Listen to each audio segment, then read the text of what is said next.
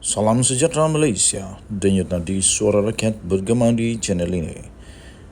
Jangan lupa tekan butang subscribe, like dan share. Malaysia kita punya, cintai Malaysiaku, kita jaga kita.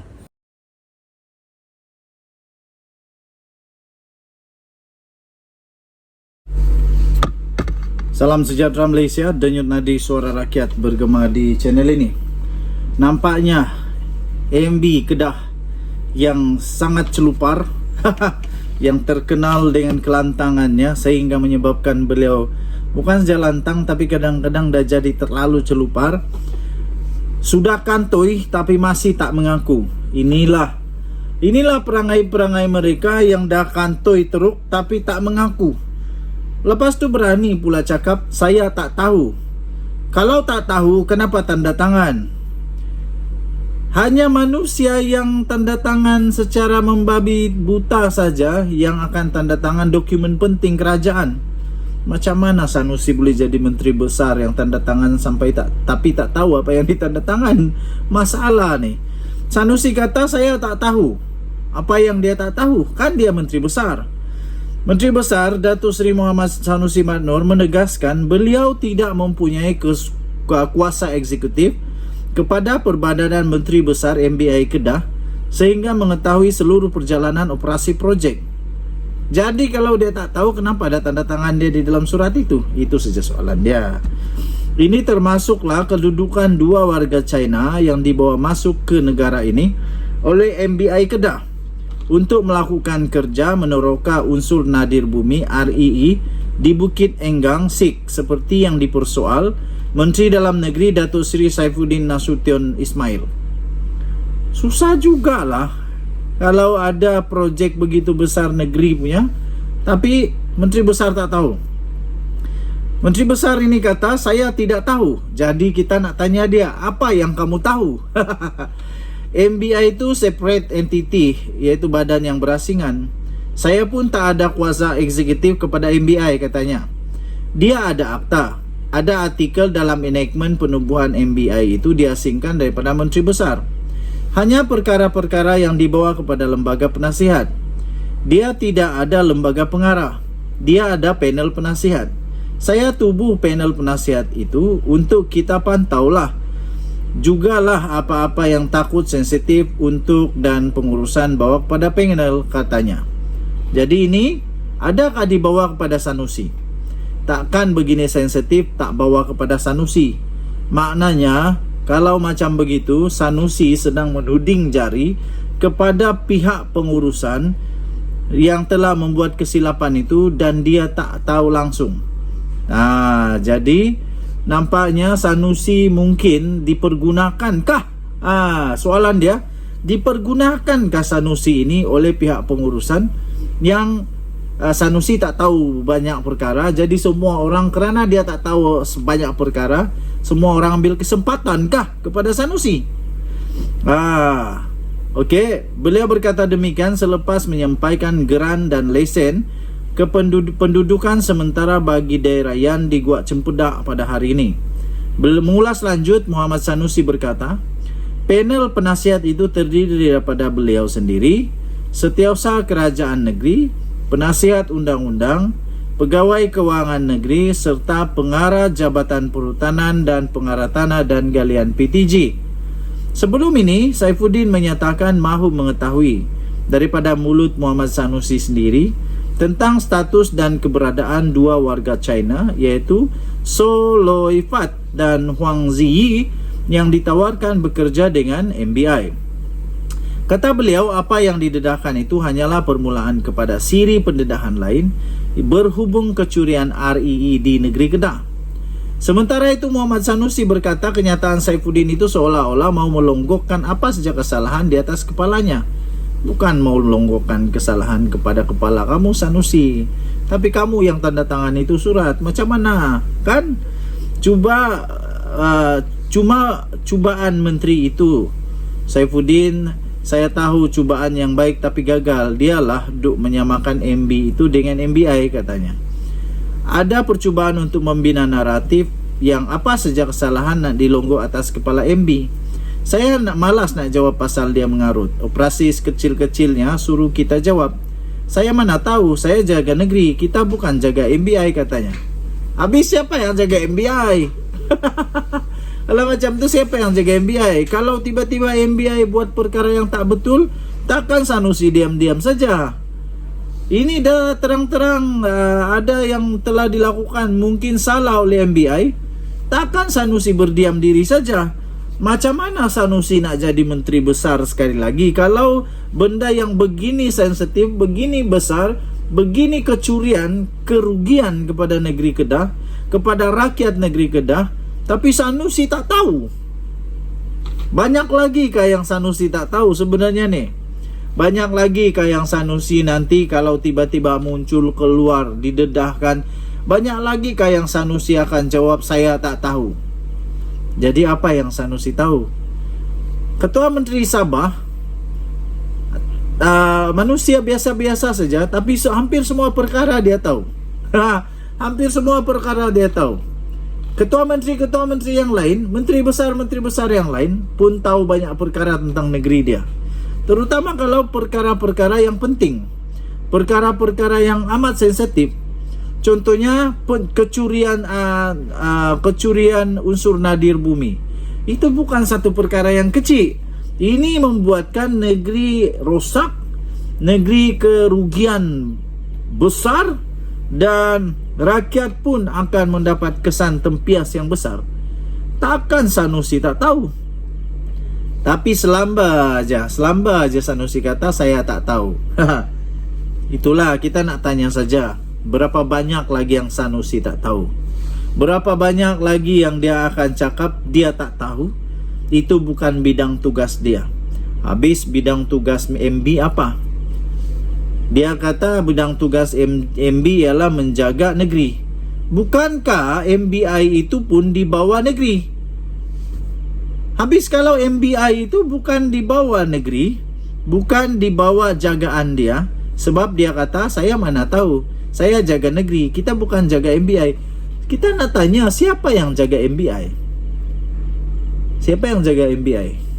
Tapi surat itu tanda tangannya Sanusi. Sebab Tan Sri Azam Baki, Pesuruhjaya, Ketua Pesuruhjaya SPRM sendiri mendedahkan bahawa surat itu bertanda tangan Sanusi. Sebab itu Sanusi pun mungkin akan dipanggil untuk disiasat. Sebab yang tanda tangan Sanusi. Makin pening, tapi akhirnya saya percaya kebenaran pasti terbongkar juga. Dan kebenaran pasti bersama dengan orang yang benar. Macam mana nak belit, macam mana sekalipun, nak putar belit alam, nak terbalikkan dunia ini pun, kebenaran tetap kebenaran, salah tetap salah, betul tetap betul. Percayalah. Kita jumpa lagi. Salam sejahtera Malaysia. Selamat malam tuan-tuan dan puan-puan. Bye-bye. Salam sejahtera Malaysia. Jangan skip video ini kerana ada berita yang amat penting. Lagi bagus kalau anda boleh sharekan video ini supaya rakyat Malaysia tahu kebenaran dan supaya rakyat Malaysia dapat berjaga-jaga untuk tidak lagi membuat seperti yang dibuat oleh manusia-manusia yang tak sedar diberi peluang oleh Tuhan untuk memerintah dengan kuasa, akhirnya salah guna kuasa. Terbaru disahkan, ini disahkan, seorang orang kanan Muhyiddin sendiri yang selalu menjadi orang harapan Muhyiddin di dalam Bersatu, dikenakan dakwaan di mahkamah. Beliau ialah Wan Saiful Wanjan. Dua tuduhan rasuah Wan Saiful itu dikekalkan. Dia kalah di mahkamah. Ingin saya maklumkan kepada semua rakyat Malaysia bahawa disahkan Wan Saiful Wanjan telah kalah di mahkamah untuk 2 kes rasuahnya. Mahkamah Session telah menolak permohonan, maknanya beliau kalah mentah-mentah. menolak permohonan bekas Ketua Penerangan Bersatu, iaitu Dato' Wan Saiful Wan Jan, untuk mengenepikan, untuk membatalkan, untuk mentiadakan tuduhan rasuah berjumlah 6.9 juta membabitkan projek Jana Wibawa. Itu makna kata beliau memang disahkan ada kes itu. Memang kes itu ada. Cuma saja sekarang pihak pendakwaan perlu dapat membuktikan, perlu dapat menunjukkan bahawa memang Wan Saiful salah. Wan Saiful pula terpaksa selepas ini berhempas pulas turun naik mahkamah untuk membuktikan bahawa ya ada kes itu tapi dia tidak bersalah. Hakim sendiri mengumumkan perkara itu. Hakim yang bertanggungjawab diberikan amanah untuk mengadili kes ini adalah Rozina Ayub, telah membuat keputusan itu selepas hakim yang arif lagi bijaksana ini mendengar hujahan tambahan yang telah dikemukakan oleh Peguam Bela Amir Hamzah Arsyad dan Timbalan Pendakwa Raya Rashidah Murni Azmi dan Muhammad Afif Ali. Dengan itu disahkan bahawa pasukan pembelaan untuk Wan Saiful Wan Jan kalah teruk di mahkamah. Beliau berkata selepas meneliti hujahan kedua-dua belah pihak, permohonan pembelaan ditolak, katanya ringkas. Ringkas dan padat, tapi betul-betul itulah keputusannya. Pasukan pembelaan untuk Wan Saiful Wan Jan kalah di mahkamah. Nah, sehubungan itu memang sah. Wan Saiful Wan Jan ada peluang untuk masuk penjara, ada peluang untuk meringkuk di penjara, ada peluang untuk merasai nikmatnya hidup sebagai banduan di mahkamah kerana salah guna kuasa, kerana banyak lagi lah pertuduhan. Dua pertuduhan yang dia dikenakan sebenarnya. Ada dua pertuduhan yang telah dikenakan kepada Wan Saiful Wan Jan. Okey, jadi adakah Wan Saiful akan menikmati makanan penjara? Tak lama lagi. Saya sudah sampai di Dobi. Kita cuci kain dulu. Kita jumpa lagi. Bye-bye. Salam sejahtera Malaysia. Anwar akhirnya hilang sabar. Anwar kali ini Perdana Menteri Malaysia hilang sabar dan tak boleh bertahan lagi sampai dia memberikan amaran keras, memberikan kata dua. Kata dua ini sebenarnya adalah dengan maksud lain amaran paling keras dan tak akan berkompromi lagi. Anwar memberikan kata dua kepada bekas pemimpin yang mencuri hak rakyat.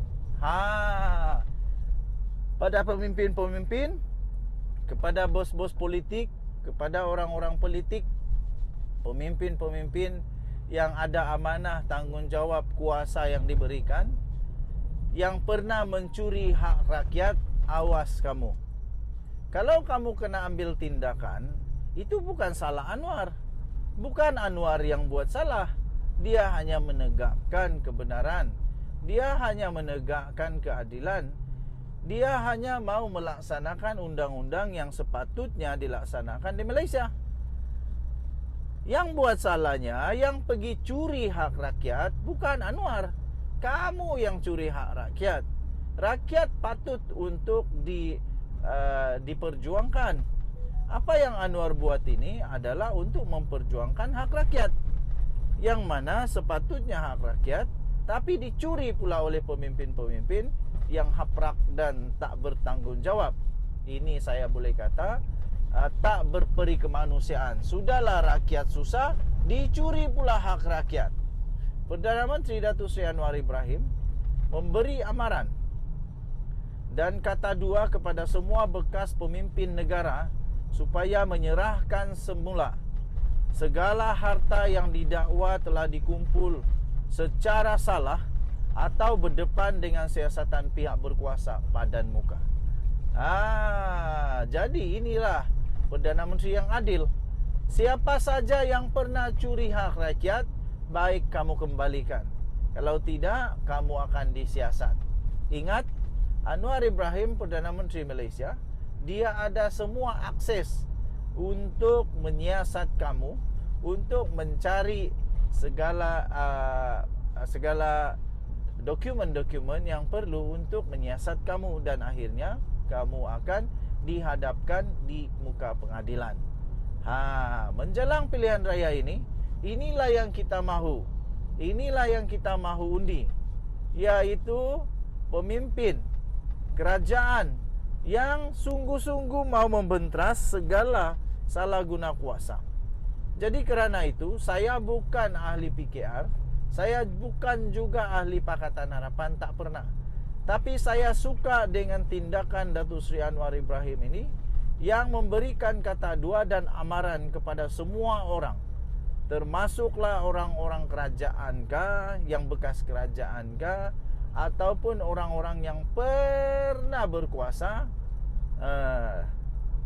Pastinya pemimpin-pemimpin yang pernah jadi berkuasa seperti Mahathir, Muhyiddin, Hadi Awang, Tuan Ibrahim, Wan Saiful, siapa lagi? Ramai lagi lah. Sekarang ini semakin tak keruan, semakin nak marah. Apalagi kalaulah Kelantan ditakbir dan menang pula Pakatan Harapan di sana, kita akan lihat berapa ramai orang pula mungkin akan disiasat. Terutamanya isu loji air yang sudah pernah viral dulu itu, yang ada tanda-tanda ada bau-bau hanyir, bau-bau hanyir rasuah, bau-bau hanyir salah guna kuasa. Jadi tuan-tuan dan puan-puan yang dihormati sekalian, saya menyokong Datuk Seri Anwar Ibrahim ini. Bagi kamu yang pernah mencuri hak rakyat, kembalikan. Tanpa menyebut nama pemimpin yang dimaksudkannya, penegasan mengenai perkara itu sudah dibuat sebanyak 3 kali, namun pemimpin itu tidak memberikan sebarang respon. Anwar berkata, jika benar pemimpin tersebut memperjuangkan nasib orang Melayu, segala harta yang dicuri perlu dijual semula dan dikembalikan semula kepada rakyat untuk membantu semua rakyat yang sekarang ini dalam masalah, terutamanya orang-orang Melayu yang miskin. Kata Datuk Seri Anwar Ibrahim, Perdana Menteri Malaysia. Jadi kerana itu, saya fikir orang Melayu wajib sokong Anwar. Kenapa? Supaya dapatlah diambil semula harta hak yang menjadi hak rakyat itu untuk dibahagikan kepada semua orang Melayu. Katanya, betul kan nak tolong orang Melayu? Harta kamu jual yang di London, jual yang di Australia, kapal terbang kamu jual, dan berilah kepada orang-orang miskin. Itu kata Datuk Seri Anwar Ibrahim. Ada dia jawab? Tak ada jawab.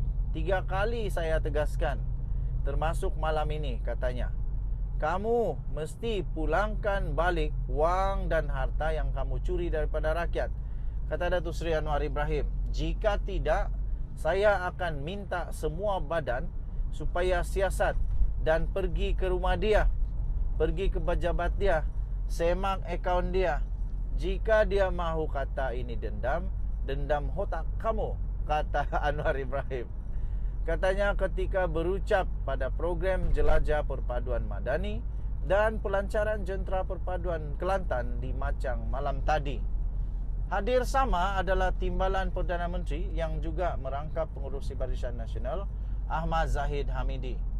Nampaknya memang PHBN benar-benar berusaha di Kelantan. Jadi selebihnya itu ketentuan takdir lah. Anwar juga, pengerusi PH, menegaskan hasil yang dicuri daripada itu perlu diambil semula kerana ianya satu kesalahan.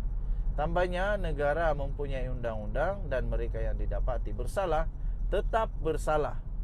Apabila dia kena, kata Anwar Ibrahim, dia katalah kita zalim, pendendamlah, menganiayalah. Kita ada rancang, katanya. Ada pemimpin yang buat bermasalah dengan raja, salah Anwar. Yang lapor ahli Dewan Raja, yang murka sultan. Yang tangkap polis, yang dakwa peguam negara. Tapi dia kata Anwar Ibrahim yang salah, katanya lagi. Aduh, sampai kiamat pun tak boleh jawab lah yang ini. Katanya merujuk kepada kes membabitkan Menteri Besar sementara Kedah, iaitu Muhammad Sanusi Madnor, yang telah didakwa kerana di dalam akta hasutan. Okey, tahniah diucapkan. Denyut nadi suara rakyat bergema di channel ini. Jangan lupa untuk tekan butang subscribe, like dan share. Malaysia kita punya. Cintai Malaysiaku, kita jaga kita. Sentiasa menghormati undang-undang Malaysia, perlembagaan dan rukun negara Malaysia dijunjung tinggi selagi hayat di kandung badan, selagi tanah pertiwi kita pijak. Itulah yang kita akan pertahankan selama-lamanya. Kita jumpa lagi. Kita jalan-jalan dulu hospital. Bye.